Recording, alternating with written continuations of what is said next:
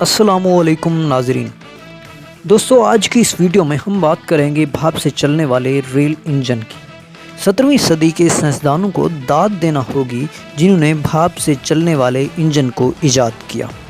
नाजरीन को बताते चलें, 1650 में भाप से चलने वाली रेलगाड़ियों की इब्तदा हुई और इस किस्म की ईजादात में कई साइंसदानों का हाथ है, मगर जॉर्ज स्टीफनसन वो शख्स था जिसे इंजन से बहुत ही लगाव था। वो हमेशा इंजन के मुख्तलिफ पुर्जों से खेलता रहता था। स्टीफन ने कई साल की मेहनत के बाद 1815 में सबसे पहला बाकायदा रेल इंजन बनाकर सबको हैरान कर दिया। 1825 में इंग्लिस्तान में सबसे पहले रेल इंजन को दौड़ाने के लिए पटड़ी बनाई गई और उस पटड़ी पर जॉर्ज स्टीफनसन का इंजन ही चलाया गया। उस इंजन ने 1829 में 36 मील फी घंटा की रफ्तार से दौड़ाकर 500 पाउंड का इनाम हासिल किया। अब ज़रा उसकी साख्त के बारे में जानते हैं कि वो कैसा था।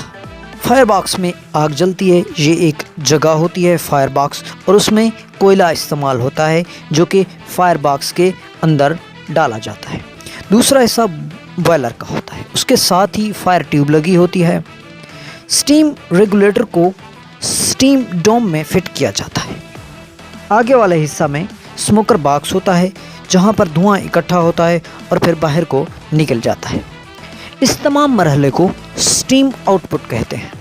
इससे पहले अगर हम स्टीम इंजन की साख्त के बारे में देखें तो हमें मालूम होता है कि ये बहुत से हिस्सों पर मुश्तमिल है।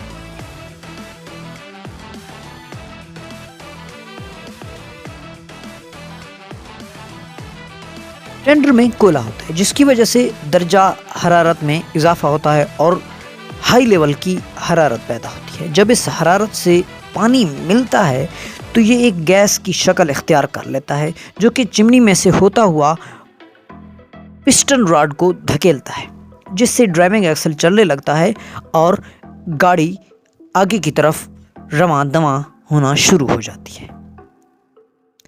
नाज़रीन, एक नई और दिलचस्प वीडियो के साथ दोबारा हाजिर होंगे। तब तक अपने इस चैनल को सब्सक्राइब किए रखें ताकि कोई भी वीडियो आपसे मिस ना हो जाए। शुक्रिया।